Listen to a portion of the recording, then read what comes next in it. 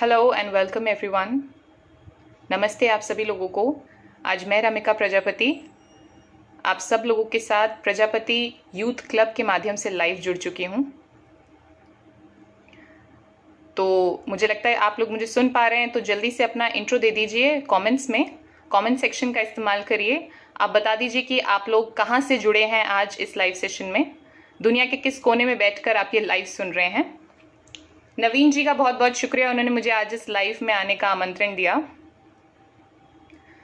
तो आज हम लोग बात करेंगे कि महिलाओं को निडर कैसे बनाएं। तो हम 1-2 मिनट का इंतजार करेंगे ताकि सब लोग जुड़ जाएं। तब तक मैं आपको एक कैंपेन के बारे में बता देती हूँ। मैं कल एक कैंपेन लॉन्च करने वाली हूँ। कल एक कैंपेन एक मुहिम स्टार्ट करने वाली हूँ। मैं एक अंतर्राष्ट्रीय सम्मेलन में मैं हिस्सा लेने वाली हूँ कल। उसमें मैं महिलाओं का मुद्दा, पर्यावरण का मुद्दा उठाऊंगी और वहां से मैं एक कैंपेन शुरू करूंगी जिसका नाम होगा यूनाइट टू चेंज, यानी कि परिवर्तन के लिए अब एक हो जाएं। तो आप सब लोग उस कैंपेन से जुड़ें। उस कैंपेन का अर्थ यही है कि अब आप सब लोग, दुनिया में कोई भी ऐसा इंसान जो समाज में, देश में और पूरे विश्व में परिवर्तन लाना चाहता है, वो इस कैंपेन का हिस्सा बन सकता है और इस कैंपेन में अपना योगदान दे सकता है। आपको बहुत कुछ सीखने को भी मिल सकता है और आप भी बहुत कुछ सिखा सकते हैं दूसरों को। तो ज़रूर इस कैंपेन से जुड़िए। बहुत सारे कमेंट्स आ रहे हैं, थैंक यू सो मच। आप ऐसे ही कमेंट सेक्शन में जुड़े रहिए, क्योंकि ये मेरा लाइव वीडियो सिर्फ मेरे विचारों के लिए नहीं है, आप सब लोगों के लिए है। आप सब लोगों के विचार उतने ही ज़रूरी हैं और आप सब जुड़े रहिए कमेंट सेक्शन में। आप इस वीडियो को शेयर भी कर सकते हैं ताकि महिलाएं कैसे निडर बने, ये बात ज़्यादा से ज़्यादा महिलाओं तक, पुरुषों तक पहुँच पाए। तो मैं अपना इंट्रो दे देती हूँ। मैं, शायद आप लोग मुझे जानते भी होंगे थोड़ा बहुत। मेरा नाम रमिका प्रजापति है। मैं पेशे से एक निरीक्षक अधिकारी के पद पर नियुक्त हूँ भारत सरकार में। पैशन से मैं बहुत सारे काम करते रहती हूँ। महिलाओं का मुद्दा हो गया, पर्यावरण का मुद्दा हो गया, ये मेरे लिए बहुत खास मुद्दे हैं। मैं इन पर हमेशा अपनी आवाज़ उठाते रहती हूँ और युवाओं को लेकर मैं हमेशा बहुत ऊर्जा मैं महसूस करती हूँ। तो मैं युवाओं को हमेशा, उनके लिए मैं हमेशा बात करती हूँ। और अभी हाल ही में मेरा सिलेक्शन उच्च शिक्षा के लिए इंग्लैंड और न्यूजीलैंड में हो गया है। 7 यूनिवर्सिटीज़ में मेरा सिलेक्शन हुआ है, जिसमें से 4 यूनिवर्सिटीज़ विश्व की 100 सबसे बड़ी यूनिवर्सिटीज़ में शुमार है। उसके अलावा मैं इंग्लैंड से कैम्ब्रिज सर्टिफाइड हूँ अंतर्राष्ट्रीय इंग्लिश भाषा सिखाने के लिए। इंटरनेशनल इंग्लिश लैंग्वेज ट्रेनर मैं हूँ। तो चलिए, मैं अपने बारे में ज़्यादा बात नहीं करूँगी। सीधा शुरू करते हैं आज का मुद्दा, महिलाओं को हम निडर कैसे बनाएं। तो मेरा आपसे सवाल है, जितने भी लोग मुझे सुन पा रहे हैं इस समय, आप लोग कमेंट सेक्शन में बताइए कि महिलाओं का निडर होना क्यों ज़रूरी है। ऐसा क्या हो जाएगा अगर महिलाएं निडर होंगी, तो उनका निडर होना इतना ज़रूरी क्यों है? आप कमेंट सेक्शन में मुझे लिखकर बताइए।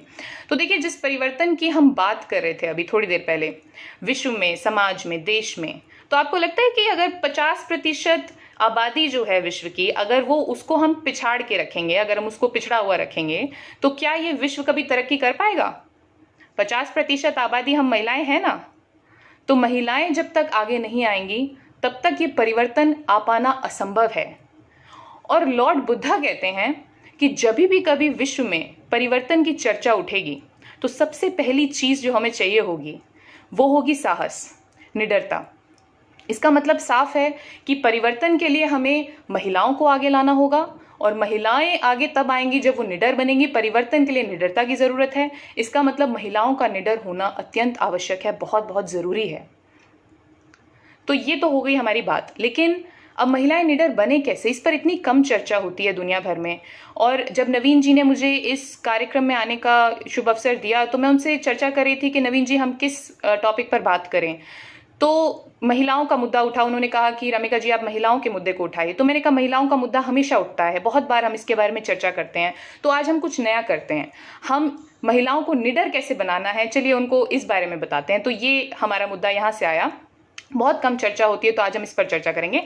तो मैं आपको आज 3 पॉइंटर्स दूंगी, 3 ऐसी अहम बातें मैं आपको बताऊंगी जो अगर किसी भी महिला की जिंदगी में हो जाती है, वो अपनी जिंदगी में इनको ले आती है, तो वो 100% वो बिल्कुल निडर हो जाएगी। उसमें कोई खौफ, कोई डर नाम की चीज नहीं बचेगी। तो पहला पॉइंटर है, नॉलेज इज पावर। ये अंग्रेजी का फ्रेज है, बहुत पुराना फ्रेज है और मुझे इससे ज़्यादा पावरफुल, इससे ज़्यादा शक्तिशाली फ्रेज मुझे आज तक नहीं मिला। नॉलेज इज पावर, यानी कि आपका ज्ञान ही आपकी शक्ति बनेगा। और देखिए महिलाओं पुरुष भी जो भी मुझे सुन पा रहे हैं, ये सबके लिए है वैसे तो, कि अगर आपको चीज़ों का ज्ञान है, अगर आपको चीज़ों की नॉलेज है, अगर आपको हर चीज़ का पता है, तो कोई आपको डरा धमका नहीं सकता, कोई आपको मैनिपुलेट नहीं कर सकता। आपको हर चीज़ की आपको नॉलेज होगी, तो आपके मन में खौफ और डर नाम की चीज़ों की तो कोई जगह ही नहीं बचेगी। तो सभी महिलाएं शिक्षा ग्रहण करें, अच्छे लेवल से करें। देखिए यूनेस्को की रिपोर्ट है, हमारा जो संयुक्त राष्ट्र है उसी की एक एजेंसी है जिसकी रिपोर्ट है जो ये बताते हैं कि विश्व भर में 40% से भी कम ऐसे देश हैं जहां लड़के और लड़कियों को बराबर का शिक्षा का अधिकार और फैसिलिटी दी जाती है। तो इसका मतलब अभी विश्व में बहुत सारा काम होना बाकी है। महिलाओं को बराबर का अधिकार दिलाने के लिए, उनको शिक्षा ग्रहण कराने के लिए अभी बहुत सारा काम करना बाकी है। लेकिन महिलाएं आगे आएं और अच्छे लेवल की शिक्षा ग्रहण करें। और शिक्षा से मेरा मतलब है, नॉलेज से मेरा मतलब सिर्फ इतना नहीं है कि आप ये जान लें कि मेरे लिए क्या जरूरी है, मैं कैसे तरक्की करूं। नहीं, शिक्षा से मतलब है कि आपके आसपास के जितने भी लोग हैं, जो भी लोग हैं, आपके समाज के, आपके देश के, पूरे विश्व के लोग, उनके साथ क्या समस्याएं हो रही हैं, उनकी जिंदगी में क्या परेशानियां हैं, आपको सबके बारे में पता होना चाहिए। क्या अच्छा हो रहा है विश्व भर में, वो आपको पता होना चाहिए। उसके बाद वो समस्याएं क्यों हैं और आप उन समस्याओं को कैसे ठीक कर सकते हो, आप अपने लेवल पे क्या काम कर सकते हो। अगर इतना सा नॉलेज है आपको, लेकिन उस इतनी सी नॉलेज को आप किसी की हेल्प करने के लिए, किसी की समस्याओं को दूर करने के लिए कन्वर्ट कर सकते हो, तो वो ज्ञान है मेरे हिसाब से। बाकी सब व्यर्थ है। और अगर मैं हूं, जैसे मैंने कभी किसानी नहीं की, मैंने कभी जिंदगी में फसल नहीं बोई, तो क्या ऐसा है कि मैं किसान की जिंदगी में क्या चल रहा है, उनकी जिंदगी में क्या क्या समस्याएं हो रही हैं। आज भारत के अंदर 3 लाख से ज्यादा किसान आत्महत्या कर चुके हैं। तो क्या उनकी जिंदगी में क्या समस्याएं, ये मुझे नहीं पता होना चाहिए? क्या ये मेरी नॉलेज है? क्या ये मेरा ज्ञान माना जाएगा? क्या मैं सक्सेसफुल अपने आप को मानूं अगर मैं अपने किसान भाइयों के लिए कुछ नहीं कर सकती? तो ये मेरे हिसाब से ज्ञान है। हम ज्ञान, अब जब महिलाएं आगे आए तो ऐसे ज्ञान को, इस तरह का माइंडसेट बना के आए कि हमें ऐसा ज्ञान एक्वायर करना है जिससे हम पूरे विश्व की समस्याओं को सॉल्व करने की काबिलियत अपने अंदर जनरेट कर पाएं। दूसरा जो पॉइंट है वो है आत्मनिर्भर। अब देखिए कि प्रधानमंत्री नरेंद्र मोदी जी ने एक बहुत बड़ा मिशन चालू कर दिया है, आत्मनिर्भर भारत मिशन। तो आपको लगता है कि ये आत्मनिर्भर भारत मिशन, नरेंद्र मोदी जी का ये जो सपना है, ये कभी पूरा हो पाएगा अगर आधी आबादी देश की आत्मनिर्भर नहीं बनेगी तो? और मैं ये सबके लिए कह रही हूँ, क्योंकि महिलाएं ज्यादातर हम देखते हैं कि वो आत्मनिर्भर नहीं बन पाती हैं, बहुत सारे सामाजिक बंधन उनको रोकते हैं। तो जिस फाइनेंशियल इंडिपेंडेंस की मैं बात कर रही हूँ, आर्थिक रूप से अगर महिलाएं आत्मनिर्भर हो जाती हैं, तो वो देखेंगे कि 90% उनके दिल का डर, खौफ, सब कुछ खत्म हो जाएगा। वो अपने, क्योंकि वो किसी पर डिपेंडेंट ही नहीं है। वो जिंदगी में उनके कोई भी समस्या आए, उनको पता है कि मैं अपने ऊपर ही डिपेंडेंट हूं, मैं किसी भी समस्या से बाहर आ सकती हूँ। मेरे को आर्थिक जरूरतों के लिए भी मुझे किसी और की तरफ देखने की कोई जरूरत नहीं है। तो ये सबसे इंपॉर्टेंट सेकंड पॉइंट है मेरा। ये आप अपने जिंदगी की महिलाएं, जो आपके फ्रेंड्स एंड फैमिली में जितनी भी महिलाएं हैं, ये आप उनको जरूर बताइए, जरूर बात करिए, ये वीडियो शेयर करिए उनके साथ। उनको जरूर बताइए कि 90% आपकी जिंदगी का डर सिर्फ इसलिए है क्योंकि आप किसी और पर आर्थिक रूप से निर्भर हैं। तो जिस दिन आप वो हटा देंगी, सब कुछ ठीक हो जाएगा। तीसरा पॉइंट है मेरा कि गांधी जी ने एक किताब लिखी थी, बड़ी प्यारी किताब है, my experiments with the truth. इसका मतलब है कि सच्चाई के साथ मेरे शोध। ये बहुत ही प्यारी किताब है, आप चाहे तो पढ़ भी सकते हैं। मैं आपको एक लाइन में इसका सार बताती हूँ। महात्मा गांधी जी ये कह रहे हैं कि चाहे कुछ भी हो जाए, दुनिया इधर की उधर क्यों ना हो जाए, आसमान जमीन पे आ जाए, तबाही आ जाए, जलजले आ जाएं, लेकिन किसी भी इंसान को पूरी जिंदगी में कभी भी सच्चाई का रास्ता नहीं छोड़ना चाहिए। तो गांधी जी ने जो ये बात कही थी, जब मैंने 17-18 साल की उम्र में ये किताब पढ़ी थी, उस समय तक मैं भी ऐसा सोचती थी कि तो बहुत छोटी सी बात है, इसमें इतना बड़ा क्या है। तो हमें बचपन से बताया जाता है सच्चाई बोलनी, सच बोलना चाहिए, अहिंसा होनी चाहिए, हिंसा के बारे में नहीं सोचना चाहिए, तो बचपन से लेकिन जब 17-18 साल की उम्र में मैंने ये किताब पढ़ी, एक पूरा स्ट्रक्चर सामने बन के आया कि सच क्यों जरूरी है हमारे लिए, उससे क्या होगा। आज आप देख रहे हो कि आज एक जोक होता है कि समाज में एक जोक बहुत घूमता है कि सच्चाई जब तक अपने फीते बांधती है जूते के, तब तक झूठ जो है वो 7 चक्कर लगा चुका होता है पूरे पृथ्वी के। तो आज की ये सच्चाई हो चुकी है और मुझे समझ आया कि क्यों एक बार फिर से एक नई ऊर्जा के साथ हमें फिर से सच्चाई का रास्ता पकड़ने की ये मुहिम छेड़नी पड़ेगी। और यूथ इसमें सबसे आगे होना चाहिए, क्योंकि हम यूथ ही हैं जो अनकरप्ट हैं, हम यूथ ही हैं जो नई ऊर्जा के साथ हैं, हम यूथ ही हैं जिनका माइंडसेट ऐसा है, हम एक ऐसे समाज की स्थापना करना चाहते हैं अपने लिए और अपने आगे आने वाली जनरेशन के लिए, जहां पर समानता का भाव हो, भेदभाव के लिए कोई जगह ना हो। तो मैं इसलिए हमेशा यूथ एम्पावरमेंट में बिलीव करती हूँ। बहुत लोग कहते हैं कि यूथ का तो कोई रोल ही नहीं है, लेकिन यूथ का ये रोल है कि हमारे फ्यूचर स्टेक पे हैं, तो इसलिए हमें चिंताएं हैं। तो ये 3 मेरे पॉइंटर्स थे। पहला, जैसे कि मैंने बताया, नॉलेज इज पावर, आपका ज्ञान ही आपकी शक्ति बनेगा। दूसरा, आपको क्या कहते हैं, आत्मनिर्भर भारत जो हमारा नरेंद्र मोदी जी का सपना है वो हमें पूरा करना है, हम सबको आत्मनिर्भर बन के। तीसरा, ट्रूथ एंड नॉन वायलेंस, यानी कि सच्चाई और अहिंसा। ये 3 चीजें हम पकड़ के चलेंगे महिलाएं, तो हमें किसी चीज का कभी खौफ नहीं होगा जिंदगी में। और जो 1% थोड़ा बहुत कहीं पे खौफ बाकी रहेगा, वो जब आप अपनी ज़िंदगी जीना शुरू करेंगे और थोड़ा थोड़ा कहीं पे कोई दिक्कतें आएंगी, परेशानियां आएंगी, और जब आप आत्मनिर्भर तरीके से उन समस्याओं को सॉल्व करना शुरू करेंगे, तो अपने आप चीज़ें स्मूथ होती जाएंगी और आपका जो बाकी का बचा हुआ डर है वो भी निकलता जाएगा। तो अब जो है मेरा आपसे दूसरा सवाल है, आप कमेंट्स बॉक्स में जाके मुझे बताइए कि जितने भी लोग मुझे सुन पा रहे हैं इस समय, दुनिया भर में जितने भी लोग मुझे सुन रहे हैं, आप मुझे बताइए कि अगर आपकी बेटी पैदा होती है कल को, या ऑलरेडी बहुत लोगों की बेटियां होंगी, तो क्या आप उनको एक ऐसा समाज देना चाहते हैं जहां पर उसके साथ भेदभाव हो, पूरी जिंदगी हो, और सिर्फ इस वजह से हो क्योंकि वो बेटा पैदा नहीं हुई, वो एक बेटी पैदा हुई? तो क्या आप लोग एक ऐसा समाज देना चाहिए? मुझे कमेंट्स बॉक्स में जल्दी से बता दीजिए। आपके विचार पूरी दुनिया को पता चलने चाहिए कि आखिर समाज चाहता क्या है, हम क्या चाहते हैं, हम कैसा समाज चाहते हैं। तो उसके बारे में आप कमेंट्स बॉक्स में बताइए। तो अब देखिए कि जब भी कोई बच्चा पैदा होता है, अगर वो गलती से बेटी पैदा हो जाती है, हम पहले तो भ्रूण हत्या कर देते हैं उसके पैदा होने से पहले ही। दूसरा, अगर वहां से बच जाता है तो जब वो पैदा होती है तो पता चलता है कि लड़की है, तो लड़की किसको चाहिए, तो वहां से उसको गायब करा देते हैं, या वहां पर हत्या हो जाती है, तो जिसको हम फीमेल फीटिसाइड बोलते हैं, फीमेल इन्फेंटिसाइड बोलते हैं।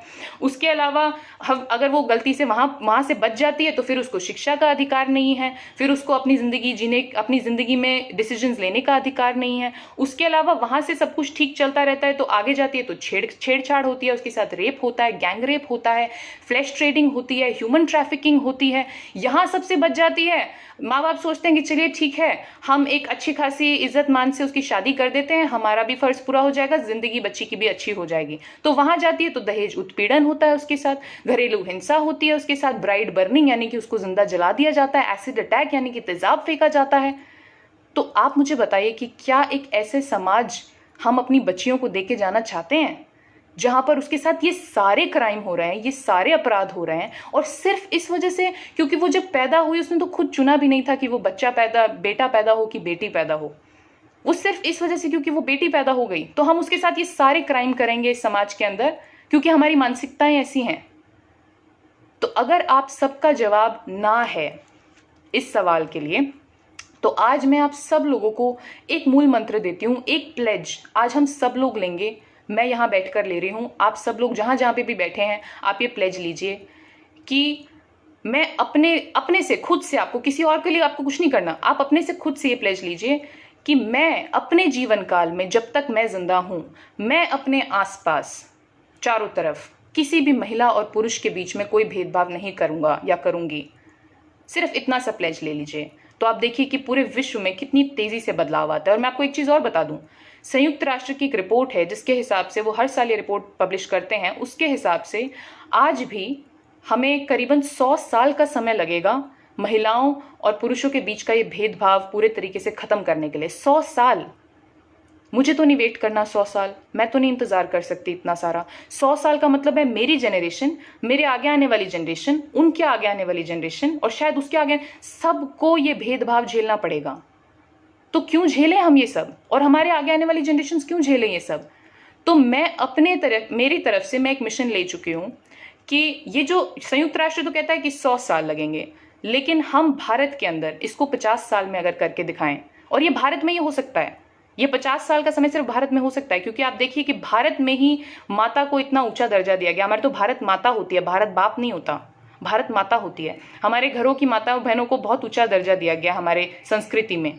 और आप देखिए कि हमारे भारत में हम हर साल इतने बड़े बड़े त्योहार मनाते हैं जिसमें हम अपनी ऐसी ऐसी देवियों की पूजाएं करते हैं, दुर्गा माता, काली माता, लक्ष्मी पूजन होता है हमारे यहाँ। तो ये सिर्फ भारत में होता है, और ये सिर्फ भारत में ही हो सकता है कि हम 100 साल के, जो संयुक्त राष्ट्र कहता है कि 100 साल लगेंगे, हम उसको 50 साल में करके दिखाएं। तो मैं अपने जीते जी अपने जीवन काल में ये क्रांति को पूरा होते हुए देखना चाहती हूँ, और उसके लिए मैं अपनी तरफ से 200% देने को तैयार हूँ। क्या आप लोग भी तैयार हैं?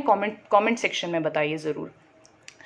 तो जैसा कि मैंने आपको कैंपेन के बारे में बताया कि कल मैं एक कैंपेन लॉन्च करने वाली हूँ एक अंतर्राष्ट्रीय सम्मेलन के अंदर, वो उसको मैं अपने फेसबुक पर भी डालूंगी, तो आप चाहें तो वहाँ से वो कैंपेन को ज्वाइन कर सकते हैं। उसमें एक लिंक होगा ग्रुप का, वो ग्रुप में जा सकते हैं। ये कैंपेन है यूनाइट टू चेंज, परिवर्तन लाने के लिए आप एकजुट हो जाइए।